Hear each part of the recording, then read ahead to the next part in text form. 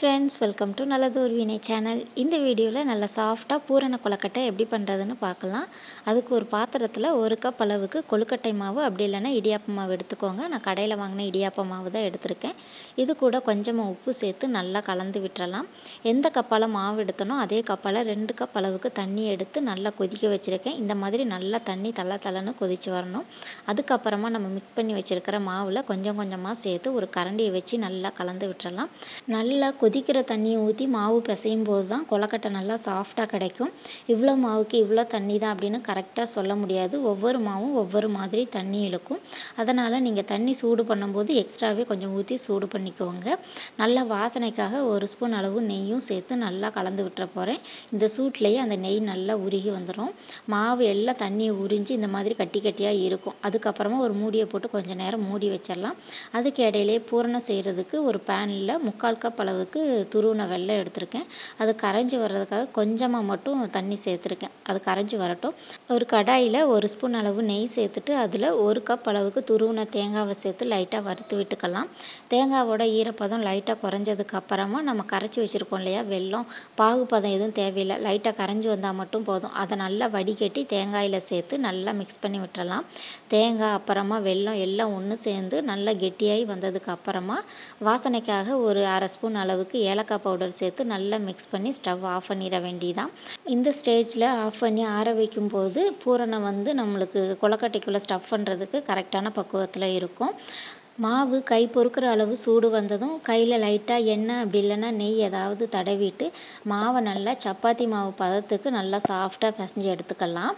தண்ணி கொஞ்சம் பத்தாத மாதிரி தெரிஞ்சது அப்படின்னா கூட இந்த ஸ்டேஜில் கூட நீங்கள் கொஞ்சமாக சுடு தண்ணியை தெளித்து விட்டு கூட நல்லா பிசைஞ்சிக்கலாம். மாவு கொஞ்சம் திக்காக இருக்கிற மாதிரி ஹார்டாக இருக்கிற மாதிரி இருந்தால் நம்ம பூரணம் வச்சு கொழுக்கட்டையை மடிக்கும்போது நிறைய விரிசல் விட்டு பூரணம்லாம் வெளியே வர்ற மாதிரி இருக்கும். அதனால் மாவை நல்லா சாஃப்டாக பிசைஞ்சு எடுத்துக்கோங்க.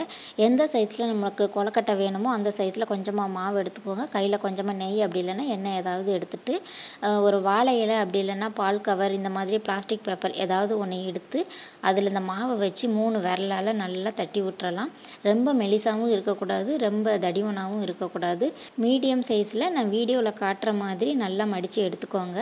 ஓரங்கள்லாம் நல்லா டைட்டாக சீல் பண்ணிக்கோங்க. அப்படி இல்லைன்னா பூரணம் வெந்து வரும்போது வெளியில் வர்றாப்புல இருக்கும். நீங்கள் இந்த மாதிரி மூடிட்டு மாவு எக்ஸ்ட்ரா இருக்கிற மாதிரி தோணுச்சு அப்படின்னா கத்தியை வச்சு ஓரங்களில் மட்டும் லைட்டாக கட் பண்ணி விட்டுருங்க. அவ்வளோதான். இதே மாதிரி மீதி இருக்கிற எல்லா மாவையும் உள்ள ஸ்டப்பிங் வச்சு கொழுக்கட்டை பிடிச்சி வச்சுக்கலாம். இந்த கொழுக்கட்டையை நீங்கள் பனை ஓலை அப்படி இல்லைன்னா வாழை இலை, பூவரசம் இலை, மஞ்சள் இலை இந்த மாதிரி இலையில கூட இந்த மாதிரி செஞ்சு அப்படியே இட்லி சட்டியில் வச்சு வேக வச்சிடலாம். அது இன்னும் வாசனையாக டேஸ்ட்டாக சூப்பராக இருக்கும். கொழுக்கட்டையும் பிடிச்சி இட்லி தட்டியில் துணியை போட்டு நம்ம பிடிச்சி வச்சுருக்கிற கொழுக்கட்டையை வச்சு ஒரு 8லேருந்து 10 நிமிஷம் மீடியம் ஃப்ளேமில் வேக வச்சு எடுத்துட்டோம் அப்படின்னா சூப்பரான பூரண கொழுக்கட்டை ரெடி ஆயிரும். இதே மாதிரி இந்த விநாயகர் சதுர்த்திக்கு நீங்களும் கொழுக்கட்டை செஞ்சு பார்த்துட்டு எப்படி வந்ததுன்னு கமெண்ட் பண்ணுங்கள்.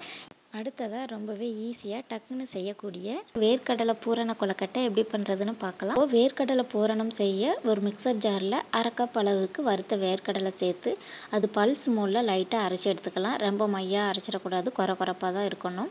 வேர்க்கடலை எடுத்து அதே கப்பால் நாட்டு சக்கரை சேர்த்துருக்கேன். நீங்கள் இதுக்கு பதிலாக வெல்லம் கூட சேர்த்துக்கலாம்.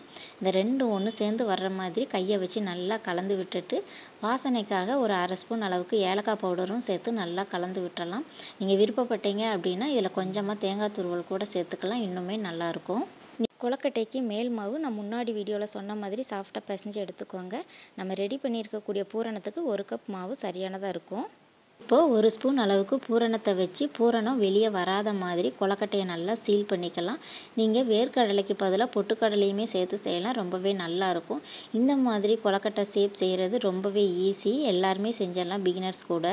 நாம் ஒவ்வொரு தடவையும் மாவு எடுத்ததுக்கு பிறகு மாவை நல்லா மூடியை போட்டு மூடி வச்சிடணும், காஞ்சி போயிடாமல். அப்போ தான் கொழுக்கட்டை நல்லா சாஃப்டாக கிடைக்கும்.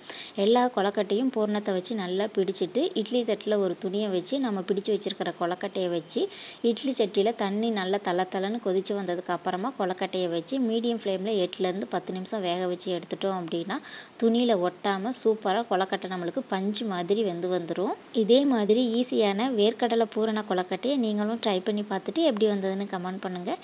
வீடியோ பிடிச்சா லைக் பண்ணுங்கள், ஷேர் பண்ணுங்கள், மறக்காமல் சப்ஸ்கிரைப் பண்ணுங்கள். தேங்க்யூ.